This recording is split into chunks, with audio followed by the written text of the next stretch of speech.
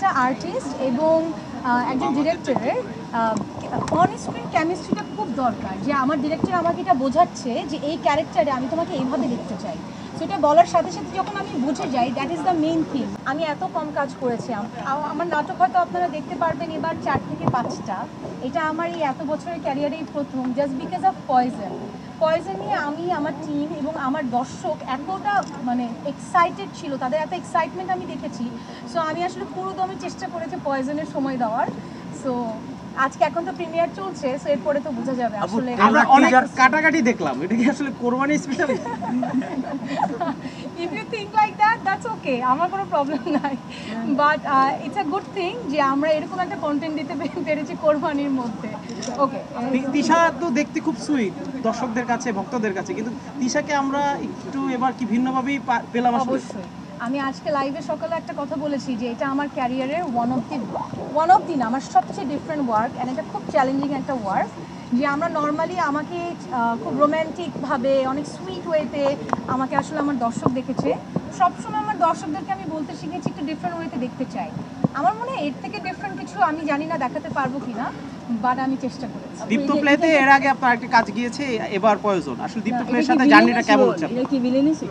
একটা শেষ দীপ্ত প্লের সাথে আপনার জার্নিটা কেমন যাচ্ছে? আমার দীপ্তর প্রথম যে ওয়েব ফিল্মটা সেটা আমি করেছিলাম সাহসিকা, সেটা দীপ্ত প্লের প্রথম ছিল। সো ওই জায়গা থেকে I feel so great, I feel so honour, thanks to Dipto, যে আমার সাথে তাদের প্রথম যাত্রাটা শুরু হয়েছে।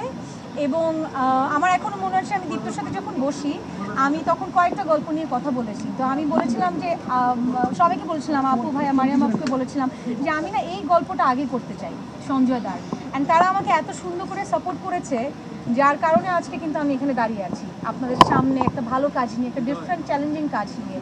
So of course thanks to my team and of course Dipto, thank you. অবশ্যই থাকা জরুরি, কিন্তু আমাদের সিচুয়েশন মাঝে মধ্যে অনেক কিছু চেঞ্জ করে দেয়, বাট অবশ্যই থাকা জরুরি। ইংলিশে বলবেন আপু একটু, আমি তো বাংলা পারি না, বুঝতেছি না।